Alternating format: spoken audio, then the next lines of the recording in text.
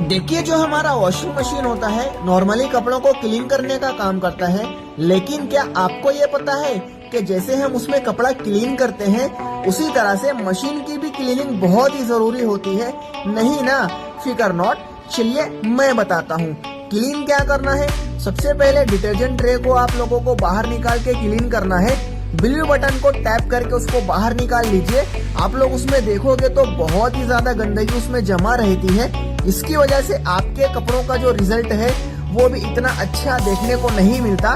Clean करने के बाद जब आप उसको यूज करोगे आपके कपड़ों का रिजल्ट भी इंक्रीज हो जाएगा और मशीन भी बेटर परफॉर्मेंस देता रहेगा। तो टाइम के साथ साथ मशीन की भी क्लीनिंग बहुत ही ज्यादा जरूरी होती है।